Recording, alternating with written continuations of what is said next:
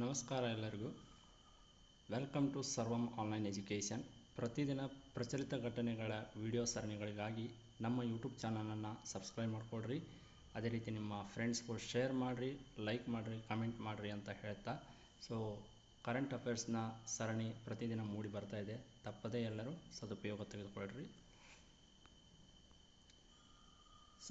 29 November 2025 current affairs. Leaf engine ಸೇವೆಗಾಗಿ ಹೈದರಾಬಾದ್ನಲ್ಲಿ ಸಫ್ರಾನ್ನ ಭಾರತದ ಮೊದಲ ಜಾಗತಿಕ MRO ಸೌಲಭ್ಯ ಸೇಸಿ ಅನ್ನು ಪ್ರಧಾನಿ ಮೋದಿ ಉದ್ಘಾಟಿಸಿದರು. ರಾಯ್ಪುರ್ ಮತ್ತು ಮಂಗಳೂರಿನಲ್ಲಿ 2 ಡಾಪ್ಲರ್ಸ್ ಹವಾಮಾನ ರಾಡರ್ಗಳು, ಸೌರವ್ಯೂಹ ಮತ್ತು IMD ವಸ್ತು ಸಂಗ್ರಹಾಲಯವನ್ನು ಕೇಂದ್ರ ಸಚಿವ ಡಾಕ್ಟರ್ ಜಿತೇಂದ್ರ ಸಿಂಗ್ ಉದ್ಘಾಟಿಸಿದರು. 44ನೇ ಭಾರತ ಅಂತಾರಾಷ್ಟ್ರೀಯ ವ್ಯಾಪಾರ ಮೇಳ IITF ನವದೆಹಲಿಯಲ್ಲಿ ಮುಕ್ತಾಯಗೊಂಡಿದ್ದು, ಪಾಲುದಾರ ರಾಜ್ಯಗಳ ವಿಭಾಗದಲ್ಲಿ ರಾಜಸ್ಥಾನ ಚಿನ್ನ ಗೆದ್ದಿದೆ. IMF ಭಾರತದ GDP ಬೆಳವಣಿಗೆಯನ್ನು ಫೈನಾನ್ಷಿಯಲ್ ಇಯರ್ 2026ಗೆ 6.6% ಎಂದು ಅಂದಾಜಿಸಿದೆ. FX ಆಡಳಿತವನ್ನು ಕ್ರಾಲ್ ಲೈಕ್ ಅರೇಂಜ್ಮೆಂಟ್ ಎಂದು ಮರುವರ್ಗೀಕರಿಸಿದೆ.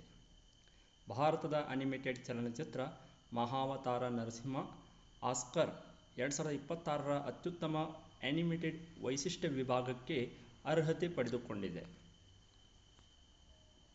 ಫೈಡ್ ಚೆಸ್ ವಿಶ್ವಕಪ್ 2025 ಗೋವಾದಲ್ಲಿ ಮುಕ್ತಾಯಗೊಂಡಿದ್ದು, ಉಜ್ಬೇಕಿಸ್ತಾನದ ಜಾವೋಖಿರ್ ಸಿಂದರೋವ್ ಅತ್ಯಂತ ಕಿರಿಯ ಚಾಂಪಿಯನ್ ಆಗಿ ಹೊರಹೊಮ್ಮಿದರು. IIT ಮದ್ರಾಸ್ ಭಾರತದ ಮೊದಲ ಸ್ಥಳೀಯ ಹಡಗು ಸಂಚಾರ ನಿರ್ವಹಣಾ ವ್ಯವಸ್ಥೆ ಅನ್ನು ಕೇರಳದಲ್ಲಿ ವಿಜಿಂಜಂ ಬಂದರಿನಲ್ಲಿ ನಿಯೋಜಿಸಿದೆ.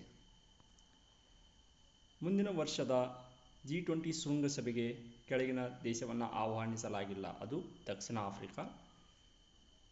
44ನೇ ಭಾರತ ಅಂತಾರಾಷ್ಟ್ರೀಯ ವ್ಯಾಪಾರ ಮೇಳದ ವಿಷಯ ಏಕ್ ಭಾರತ್ ಶ್ರೇಷ್ಠ ಭಾರತ್. ತೆರಿಗೆದಾರರು ರಿಟರ್ನ್ಸ್ ಪರಿಷ್ಕರಿಸುವಂತೆ ಪ್ರೋತ್ಸಾಹಿಸಲು CBDT ಯಾವ ಅಭಿಯಾನವನ್ನು ಪ್ರಾರಂಭಿಸಿದೆ? Central bureau of direct tax ಅಂತ. ಉತ್ತರ ನಡ್ಜ್ ಅಭಿಯಾನ. ನಡ್ಜ್ ಫುಲ್ ಫಾರ್ಮ್ ಈ ರೀತಿ ಇದೆ: non intrusive usage of data to guide and enable. ಯಾವ ಸಮಾರಂಭದಲ್ಲಿ ಚಲನಚಿತ್ರ ನಿರ್ಮಾಪಕ K. ವೈಕುಂಠ್ ಅವರ ಸ್ಮರಣಾರ್ಥ ಅಂಚೆ ಚೀಟಿ ಬಿಡುಗಡೆ ಮಾಡಲಾಯಿತು? 56ನೇ ಭಾರತೀಯ ಅಂತಾರಾಷ್ಟ್ರೀಯ ಚಲನಚಿತ್ರೋತ್ಸವ. ಇದೇ ರೀತಿಯ ವಿಡಿಯೋಗಳಿಗಾಗಿ ನಮ್ಮ ಯೂಟ್ಯೂಬ್ ಚಾನಲ್ನ ಸಬ್ಸ್ಕ್ರೈಬ್ ಮಾಡಿಕೊಡ್ರಿ, ಶೇರ್ ಮಾಡಿರಿ, ಕಮೆಂಟ್ ಮಾಡಿರಿ.